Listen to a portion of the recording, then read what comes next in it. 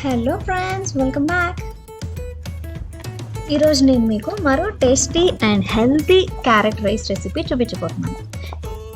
నేనైతే ఈరోజు basmati rice and క్యారెట్ని మెయిన్ ఇంగ్రీడియంట్స్గా యూస్ చేసుకొని కొన్ని స్పైసెస్ తోటి చేస్తున్నాను.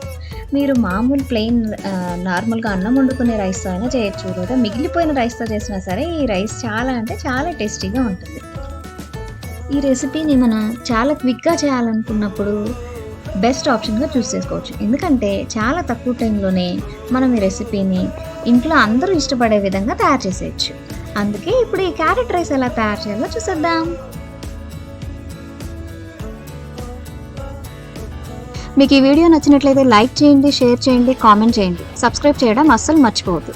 వెంటనే పక్కనే ఉన్న బెల్ ఐకాన్ ప్రెస్ చేయండి. అలా చేసినట్లయితే నేను వీడియో అప్లోడ్ చేసిన వెంటనే మీకు నోటిఫికేషన్ వచ్చేస్తుంది. ముందుగా ఒక ప్యాన్ పెట్టుకొని ప్యాన్ వేడైన తర్వాత ఒక 3 టీ స్పూన్ల వరకు నేను ఇక్కడ నూనెను తీసుకుంటున్నాను. ఆ తర్వాత 2 బిర్యానీ ఆకులను కూడా వేస్తున్నాను. ఆ తర్వాత మంచి ఫ్లేవర్ కోసం ఒక 3 యాలుక్కాయలు, కొంచెం దాల్చిన చెక్క ముక్క, చిన్న చెక్క 1 ఇంచు దాకా వేసుకున్నాను. ఆ తర్వాత ఒక 8 నుంచి 10 లవంగాల వరకు కూడా వేస్తున్నాను. ఈ మసాలా దినుసుల్ని కొంచెం నూనెలో ఫ్రై అవ్వనివ్వాలి.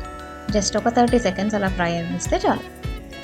ఆ తర్వాత మనం తాలింపు వేసుకునే దినుసులు వేస్తున్నాను. నేను ఇక్కడ పచ్చిపప్పు, మినపప్పు, ఆవాలు, జీలకర్ర అన్ని తాలింపు దినుసులు వేస్తున్నాను.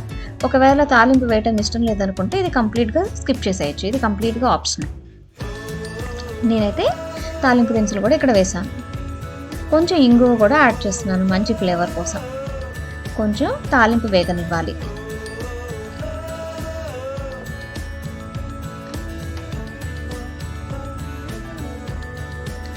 తర్వాత కొన్ని జీడిపప్పు పలుకులను వేస్తున్నాను ఇక్కడ నేను.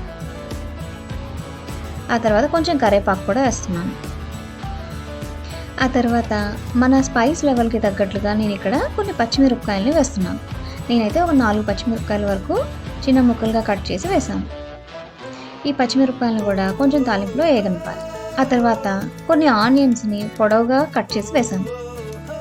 ఈ ఆనియన్స్ని కూడా తాలింపులో కొంచెం ఫ్రై అవ్వనివ్వాలి. ఇలా కొంచెం ఫ్రై అయిన తర్వాత నేను కొన్ని స్వీట్ కార్న్ గింజలు కూడా వేస్తున్నాను. ఇవి కంప్లీట్గా ఆప్షనల్, మీరు వద్దు అనుకుంటే స్కిప్ చేసేయచ్చు. అలాగే కొన్ని పచ్చి బఠానీలు కూడా వేస్తున్నాను. నేను ఫ్రోజన్ తీసుకున్నాను కాబట్టి తొందరగానే కుక్ అవుతాయి. ఒకవేళ మీరు విడిగా తీసుకుంటే కొంచెం నానబెట్టుకొని బఠానీలు వేసుకుంటే తొందరగా కుక్ అవుతాయి. ఆ తర్వాత ఒక 2 కప్స్ క్యారెట్ని తీసుకుంటున్నాను. ఎందుకంటే నేను 2 కప్స్ రైస్ తోటి ఈరోజు ఈ రెసిపీ చేయబోతున్నాను అనమాట. సో 1 కప్పు రైస్కి 1 కప్పు క్యారెట్ రేషియోలో మనం తురుము పెట్టుకుంటే చాలా పర్ఫెక్ట్గా సెట్ అవుతుంది. కొంచెం తగ్గినా పర్వాలేదు, ఎక్కువైనా పర్వాలేదు.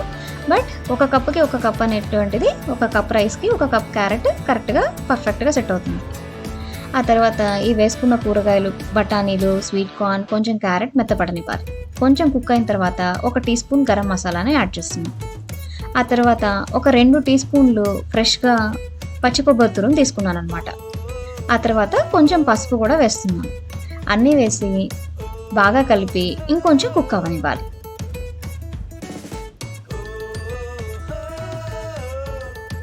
ఈ వెజిటేబుల్స్ అన్నీ వేయటం మూలాన చాలా మంచి కలర్ఫుల్గా ఉంది కదా, పిల్లలకి ఇష్టంగా తింటారన్న ఉద్దేశంతో వేసాను. బఠానీలు, స్వీట్ కార్న్ మీరు వద్దు అనుకుంటే మీరు స్కిప్ చేసేయచ్చు. క్యారెట్ పూర్తిగా ఉడికిపోయిన తర్వాత మనం ముందుగా వండి ఉంచుకున్న బాస్మతి రైస్ని తీసుకుంటున్నాను ఇక్కడ. మీరు మామూలు ప్లెయిన్ రైస్ అయినా తీసుకోవచ్చు అని చెప్పాను కదా, ఏదైనా సరే తీసుకొని బాగా కలిపేసాను. ఈ క్యారెట్ రైస్ అంతా బాగా పట్టే విధంగా అన్నం మొత్తం కలిపిన తర్వాత ఒక 3 నుంచి 4 నిమిషాలు మళ్ళీ కుక్ అవ్వనివ్వాలి. అప్పుడు మనం వేసిన స్పైసెస్, ఫ్లేవర్స్ అన్నీ దీనికి సరిపోతాయి. టేస్ట్కి సరిపడా సాల్ట్ని నేను మొత్తం ఇక్కడే ఒకేసారి యాడ్ చేస్తున్నాను.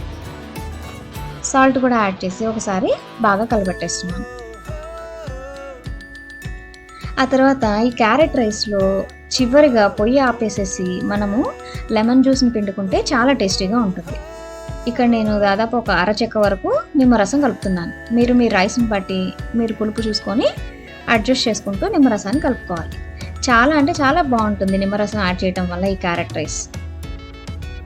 ఇలా స్టవ్ ఆఫ్ చేసిన తర్వాత నిమ్మరసం యాడ్ చేస్తే చేదు అనేది కూడా లేకుండా ఉంటుంది. ఇలా మొత్తం కలిపేసేసుకొని మన ప్లేట్లోకి సర్వ్ చేసుకుంటే మన క్యారెట్ రైస్ రెడీ అయిపోయినట్లే. చూసారు కదా, మనం క్యారెట్ ఒక్కటి తురుము పెట్టుకుంటే గట్టిగా 10 మినిట్స్లో మనం ఈ రెసిపీని తయారు చేసేసేయచ్చు. నేనైతే కొంచెం పచ్చి కొబ్బరి అండ్ కొత్తిమీర యూస్ చేసుకొని గార్నిష్ చేస్తున్నాను. మీరు మీ ఇష్టమైన విధంగా గార్నిష్ చేసుకొని సర్వ్ చేసుకుంటే ఎంతో టేస్టీగా ఉండే క్యారెట్ రైస్ రెడీ అయిపోయినట్లే. మీరు కూడా ఈ రెసిపీని ట్రై చేసి ఎలా వచ్చిందో నాకు కామెంట్ రూపంలో తెలియజేయండి. Thanks for watching.